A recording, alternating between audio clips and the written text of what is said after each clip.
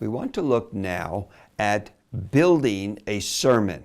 And the first place to start is with a good outline, a simple and clear structure. The outline is actually the skeleton of your sermon. It's the bones of the sermon. It's not the job of the listener to figure out what you're saying. It's not a guessing game. It's your job to make what you say and all the material you have studied and put together to clearly present it to your listeners so the listener does not get lost. So the outline will manage your material, it will keep you on track, and it will make listening much easier. It is very, very essential that you understand the importance of a good, strong outline. When I first started to be a preacher as a very young man, my wife was really my best critic. And one of her first criticisms of me was this: Alex, I couldn't follow you today. You did not have a clear, logical outline. And she would hammer me and say, that is not a good sermon because I had to work too hard to figure out what you're talking about. And as I said, she was my best critic. And I believed that she was right. In fact, one time we were together at a church and we were listening to this speaker. And I leaned over to my wife and I said, honey, what is he talking about?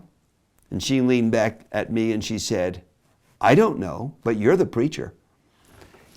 He had very good thoughts, and he actually said some good things, but there was no flow, there was no development, there was no structure to it. And one moment he was there, one moment he was there, and it was too much work, and most people just fell asleep.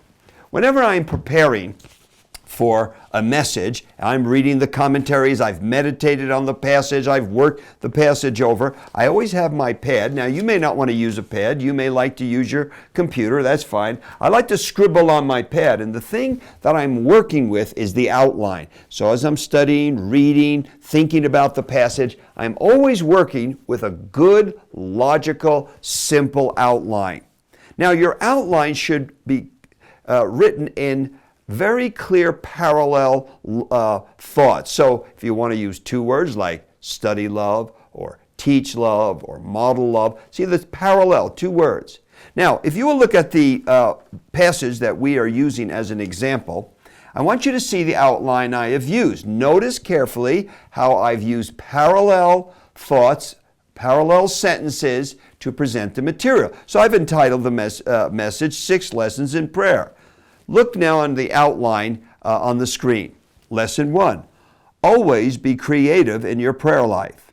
Lesson 2, always be in a spirit of prayer. Lesson 3, always be praying in the power of the Spirit. Lesson 4, always be watching and praying. Lesson 5, always be praying for others, a key point. 6, always be praying for missionaries in the gospel. Subpoint, pray for clarity in the gospel.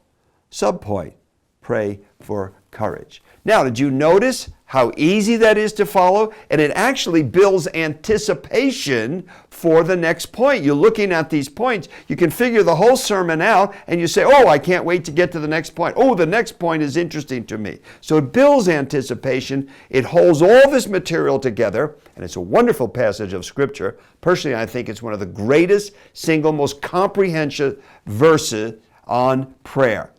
This outline is something you can remember and take home with you. And I always tell people, you're welcome to use it. Now, if you want to use someone else's outline, that's fine, but you need to acknowledge that or it's plagiarism.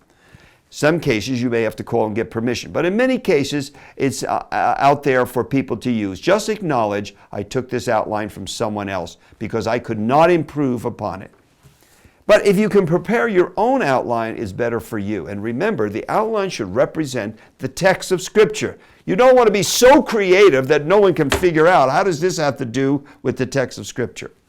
Now, after you've gotten your outline, you've played with it, maybe you used your pad and you've been scribbling an outline and you've been getting your thoughts and something you can change, then maybe you'll type it into your computer and you can change from there. Right after you have your main outline point, you want a good, strong sentence that leads right into what the point is.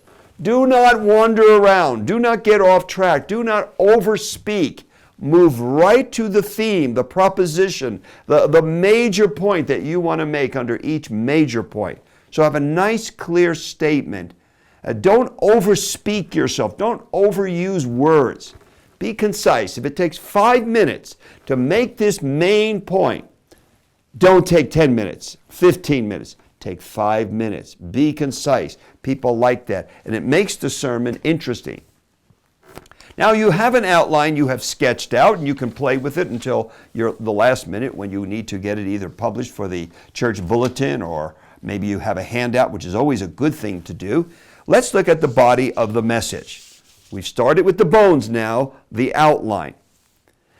You will have a title. Now you don't have to have a title for your message, but many people use a title for the CD or a DVD or the church bulletin. So they'll want a title for those reasons. So use a nice, simple title, but the title should tell people what you're talking about. It should really focus them on the point. Now I used a very elementary, simple title. I called it 6 Lessons in Prayer. Might even be too simple for most people. Some people are more creative. They'd like something like, I prayed till I dropped. Or, I broke my knees praying so much. I have camel knees. Well, those are very creative titles, and if that's what you like to do, fine. I like something simple, but something that my listener can grasp right away. This is what this sermon's about. Then, introduction. The purpose of the introduction is to capture the audience's attention and interest, and then introduce the theme and the subject. John Broadus once quipped, "Well begun is half done, and ill begun is apt to be wholly ruined." Your introduction is important, but this is where people can make a big mistake. I have seen people take 20 minutes for an introduction. Now, you know what that means? It means you're not going to have time for your full sermon. And so the preacher will get halfway through the sermon or near the end, he'll say, "Sorry, I'm run out of time. I cannot finish my sermon." Well, the reason he didn't finish the sermon is he didn't take control of the sermon at the beginning. You don't want a 20-minute introduction. If you want a review of last week, keep it nice and short and succinct. Don't go on in a review. You will bury your listener, and it will be boring to most people. If you want to use an illustration, that's fine, but don't let the illustration get out of control, or a story. Remember, you're just introducing the material, you're raising interest, you're giving orientation, you're building anticipation. It's not the sermon. Be careful of that. You may want to just state your theme. I personally like to move through my introduction very rapidly and do not spend much time. That's my own personal opinion. Now, you have your outline, and you have these different nice parallel thoughts, easy to remember, easy to follow.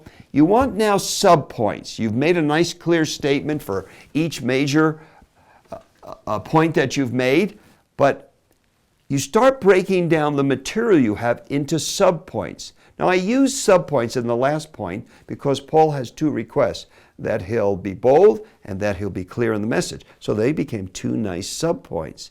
And you want your subpoints to be clear. Now the purpose of the main point, the subpoints, is to follow the development of your message and your argument, and to follow the flow of thought. You do not want to lose your listener. You want to keep him with you. And so you break down your material into these subpoints that are following the text and are following the train of thought. After you have your outline, your subpoints, you put the body of your material in from your reading, your study, then you need to place illustrations in the right place, place application in the right place, and then if you like to use personal or practical suggestions and helps, that's important too. So you know just where everything fits in the sermon. Now, conclusion and response. I call this landing the plane. Some people are good at taking off. Good introduction, good major points, nice flow of development, good illustrations happen. They can't land the plane. They go around, they circle the airport. I literally heard a man one time get to the end of his sermon. He didn't know how to land the plane. He went back over and gave much of the sermon over again. The conclusion is important. You bring it to a conclusion, and that's where you focus on the audience. And I personally like a response, either in silent prayer or a song or asking them to respond to a particular aspect of the message. I believe it's a very good thing to have a conclusion that causes audience response. So that's basic structure. Now there's so much that can be said about this. A book that is very helpful, Jack Hughes' book, Expository Preaching with Word Pictures. I recommend this book. He'll explain what expository preaching is. He'll give you excellent illustrations. He'll show you how to get illustrations from the text, how to use keywords to illustrate. I recommend this for building the body of your sermon.